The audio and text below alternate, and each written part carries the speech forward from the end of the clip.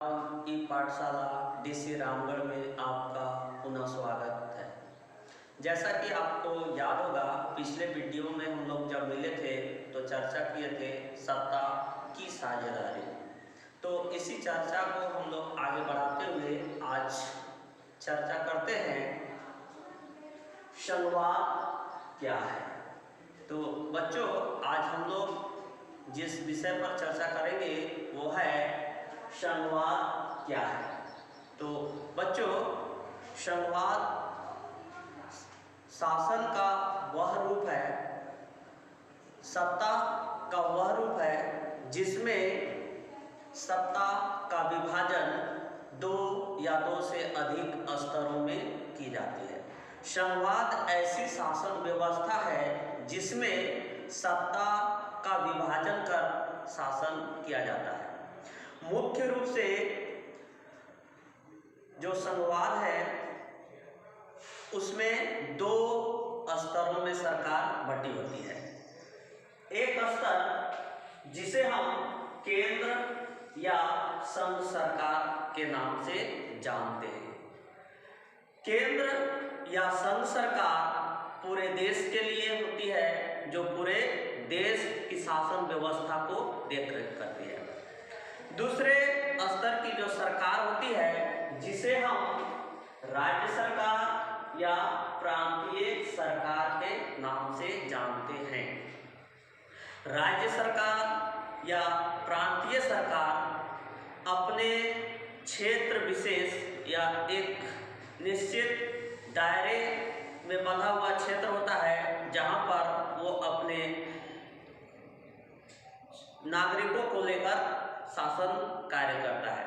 तो बच्चों, संवाद में मुख्य रूप से दो स्तरों वाली सरकार पाई जाती है, लेकिन बड़े देश क्षेत्रफल की दृष्टि से या क्षेत्रीय विभिन्नता के दृष्टिकोण से जो पाए जाते हैं, वहाँ पर एक त्रिस्तरीय सरकार की भी व्यवस्था की गई है, जिसे हम अनेक देशों में भिन्न भिन्न नामों से जानते हैं।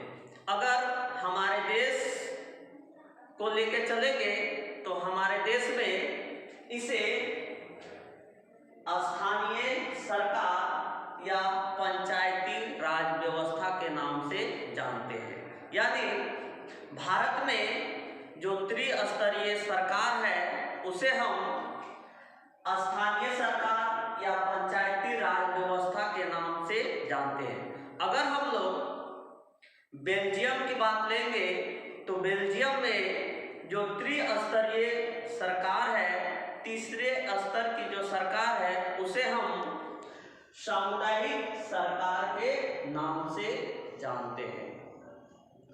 सामुदायिक सरकार बेल्जियम में वहाँ की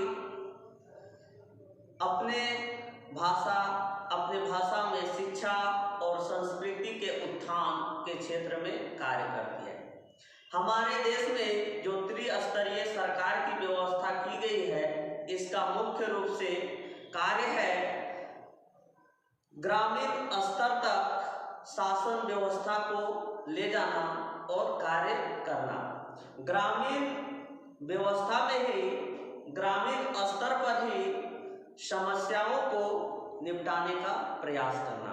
तो बच्चों, संवाद में दो या दो से अधिक स्तरों वाली सरकार पाई जाती है, और वो सरकार जो है, जो केंद्र सरकार होती है, वो पूरे देश के लिए होती है। राज्य सरकार भौगोलिक दृष्टिकोण से या भाषा के आधार पर क्षेत्र का विभाजन होता है जहां पर वो शासन करती है। और जो किसी लोकतंत्रीय देश में अपनाई गई है, जिसे त्रिस्तरीय सरकार कहते हैं, तीसरे स्तर की सरकार कहते हैं, वो आपके स्थानीय दृष्टिकोण को ध्यान में रखते हुए शासन करती है। तो इस तरह से हम लोग देखें कि संवाद क्या है। तो संवाद शासन का ऐसा रूप है, शासन व्यवस्था का ऐसा जहां 2 या 2 से अधिक स्तरों वाली सरकार होती है और शासन व्यवस्था को सुव्यवस्थित ढंग से चलाने का कार्य करती है। अब आइए हम लोग देख लेते हैं इसकी विशेषता। संघवाद में 2 या अधिक स्तरों वाली सरकार होती है। संघवाद में जिस भी देश में संघवाद अपनाया गया है, संघीय व्यवस्था अपनाई गई है, वहाँ 2 या 2 से अधिक स्तरों वाली सरकार होती है। अगला विशेषता है, दोनों स्तरों वाली सरकार एक ही नागरिक समूह पर शासन करती है। चाहे वो केंद्र सरकार हो चाहे राज्य सरकार हो, उसके लिए जो देश का नागरिक होता है एक ही होता है। दोनों स्तरों की सरकारों के लिए अलग अलग नागरिक समूह नहीं होते हैं। वे जो शासन करते हैं, वे जो कार्य करते हैं, एक ही नागरिक समूह के लिए करते हैं, जिससे ज़्यादा से ज़्यादा नागरिकों को फायदा हो पाता है। अगला विशेषता हम लोग देखते हैं, दोनों सरकारों का, चाहे वो संघ सरकार हो चाहे राज्य सरकार हो, उनके अधिकार क्षेत्रों का स्पष्ट वर्णन मिलता है। संविधान में दोनों सरकारों के अधिकार क्षेत्रों का स्पष्ट वर्णन कर दिया हुआ होता है, जिसके वजह से उनको कार्य करने में आसानी होती है और अपने दायरे में रहकर वो कार्य करते हैं। अपने कार्य क्षेत्र के बाहर जाकर वो कार्य नहीं करते हैं, जिसके वजह से केंद्र और राज्य सरकार के बीच विवादों का संभावना कम हो जाती है। अगला विशेषता हम लोग देखते हैं,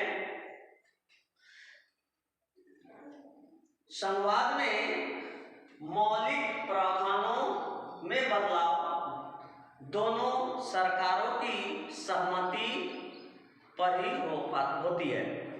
अगर देश के अंदर मौलिक प्रावधानों में बदलाव लाना है तो इसमें केंद्र सरकार और राज्य सरकार दोनों की सहमति होनी चाहिए। एक की सहमति या यूँ कहें कि एक के मनमानी पर बदलाव संभव नहीं है। तो इस दृष्टिकोण से दोनों जब साथ होकर काम करते हैं तो देश हित में ज़्यादा से ज़्यादा काम हो पाता है, देश को ज़्यादा से ज़्यादा लाभ होता है। अगला विशेषता है सर्वोच्च न्यायालय। देश में विवादों के निपटारा व अधिकार क्षेत्रों का विवरण देने के लिए देश में सर्वोच्च न्यायालय की व्यवस्था की जाती है। सर्वोच्च न्यायालय अंतिम रूप से निर्णय लेने के लिए सक्षम होता है। वह देश के अंदर उठने वाले विवादों पर विराम लगाने के लिए सामर्थ्य होता है। अगर कभी केंद्र सरकार और राज्य सरकार के बीच विवाद उत्पन्न हो जाता है तो इसमें अंतिम रूप से निर्णय सर्वोच्च न्यायालय की होती है। अगला विशेषता है अधिकार क्षेत्रों का वर्णन होता है। देश की एकता को बढ़ावा होता है और क्षेत्रीय विविधता के आधार पर कार्य करते हैं। संघीय व्यवस्था में जो केंद्र सरकार और राज्य सरकारें होती है वह क्षेत्रीय विविधता को ध्यान में रखकर कार्य करते हैं। देश की एकता और अखंडता को बढ़ाए रखने में हर संभव प्रयास करते हैं। तो बच्चों, हम लोग इस तरह से संघवाद की विशेषता पर चर्चा किए। आप देखते हैं संघवाद की बनावट। संघवाद का बनावट मुख्य रूप से 2 तरीके से होती है। संघवाद मुख्य रूप से 2 तरीके से गठित होता है। छोटे छोटे राज्य अपने संप्रभुता को बनाए हुए अपने आप को मिलाकर एक बड़े राष्ट्र के रूप में एकत्रित हो जाते हैं और बड़े इकाई में गठित होकर अपना नाम देते हैं। जैसे संयुक्त राज्य अमेरिका, स्विट्जरलैंड, ऑस्ट्रेलिया। इस तरह से छोटे छोटे संप्रभु राष्ट्र आपस में मिलकर एक बड़े इकाई में परिवर्तित हो जाते हैं। दूसरा तरीका है बड़े राष्ट्र या भाषा विविधता या क्षेत्रीय विविधता के आधार पर अपने संप्रभुता को बनाए रखते हुए कार्य को देश के अंदर विभाजित करते हैं और अपने कार्य अच्छे से संपन्न हो इसके लिए कई इकाइयों में बांटकर सत्ता को विभाजित कर कार्य करते हैं। जैसे भारत, बेल्जियम। इस तरह से हम लोग देखते हैं कि संघवाद दो तरीके से गठित होती है। तो बच्चों हम लोग देखें कि संघवाद क्या है, संघवाद की कुछ विशेषताएं और संघवाद का गठन होने का तरीका। आओ अब हम लोग दो चार प्रश्न उत्तर इससे संबंधित कर लेते हैं। पूरे राष्ट्र के लिए जो सरकार बनती है उसे कौन सी सरकार कहते हैं? बच्चों जो पूरे देश के लिए, पूरे राष्ट्र के लिए सरकार बनती है उसे हम लोग संघ सरकार या केंद्रीय सरकार कहते हैं। केंद्रीय सरकार या संघ सरकार के विषयों को किस सूची में रखा जाता है? संघ सरकार या केंद्र सरकार के विषयों को संघ सूची के अंतर्गत रखा जाता है। हमारे देश में जब संविधान लागू हुआ था उस समय संघ सूची में कितने विषय रखे गए थे? संविधान लागू होने के समय संघ सूची में 97 विषय रखे गए थे। वर्तमान में संघ सूची में कितने विषय रखे गए हैं? वर्तमान में संघ सूची में 100 विषयों को रखा गया है। राज्य सरकार के जिम्मे जिस विषय को रखा गया है वो कौन सा सूची में रखा गया है? राज्य सरकार के जिम्मे में जो विषय रखे गए हैं वो राज्य सूची के अंतर्गत आते हैं। वर्तमान में राज्य सूची के अंतर्गत कितने विषय हैं? वर्तमान में राज्य सूची के अंतर्गत 61 विषय रखे गए हैं।